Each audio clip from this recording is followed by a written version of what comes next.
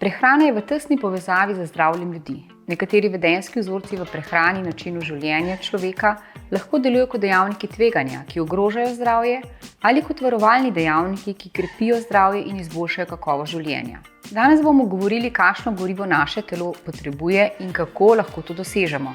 Naše telo za nemoteno delovanje potrebuje dovolj energije, ki jo dobimo iz ogljikovih hidratov, škroba in maščob, gradbene elemente za mišice iz beljakovin, dobro vitaminsko mineralno podporo v sadju in zelenjavi, dovolj vode iz vodovodne pipe in edini prehranski dodatek v obliki vitamina D. Sredozemska prehrana je največkrat ponujena kot najbolj zdrav način prehranjevanja. Zakaj?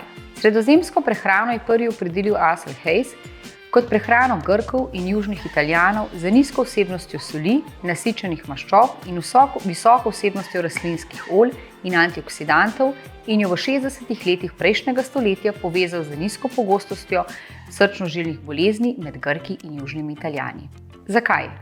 Prekomerno uživanje soli več kot 6 gramov na dan je povezano s povišanim krvnim tlakom in povečanim tveganjem za bolezni srca in ožilja ter možgansko kapjo. Večina ljudi v povprečju danes zaužije med 9 in 12 gramov soli na dan.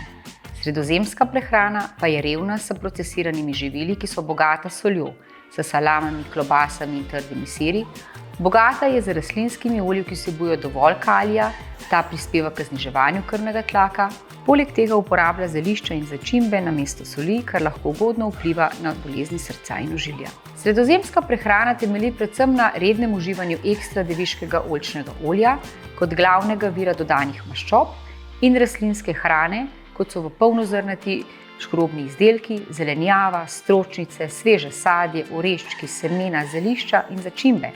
Temelji na zmerni količini rib, morske hrane, mlečnih izdelkov, jajc in perutnine ter občasnem uživanju rdečega mesa, procesiranih mesnin ter dodanih sladkorjev. Povprečni vnos oljčnega olja se giblje okoli 80 ml dnevno, stročnic 6 gramov na dan, zelenjave do 600 gramov na dan ter sadja in oreščkov do 400 gramov dnevno.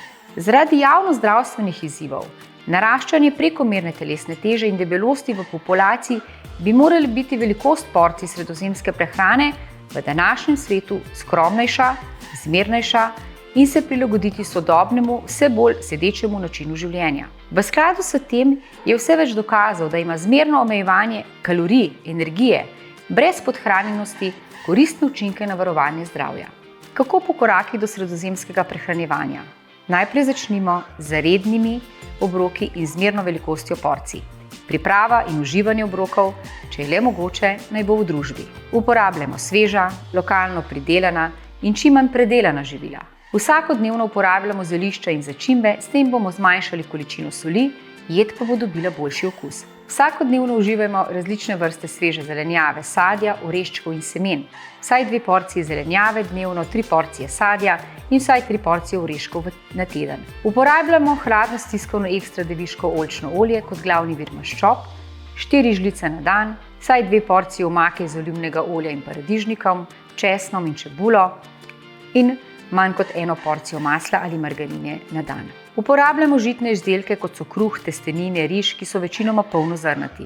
Redno uživamo stročnice, vsaj 3 porcije tedensko. Vsakodnevno uživamo mlečne izdelke, zlasti jogurt in manjše količine svežega sira. Ribe naj bo na krožniku vsaj 3-krat tedensko. Jajca kot vir visoko kakovostnih beljakovin uživamo 4-krat tedensko. Prednost dajemo pri mesu perutnini pred rdečim mesom. Rdeče meso naj ne bo na krožniku več kot 2-krat mesečno. Sladice naj bo na krožniku 2-krat tedensko.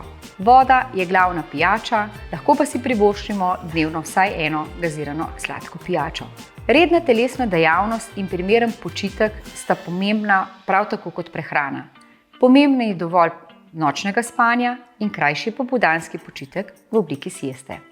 Ja, vem, rekli boste, da je težko in da se ne da. Z reorganizacijo svojega časa, ko kuhinja postane osrednji prostor za druženje in kuhanje postane vaš privilegij, je prvi korak do sredozemskega načina prehranjevanja izpolnjen in s to odločitvijo bodo ostali koraki mala malca.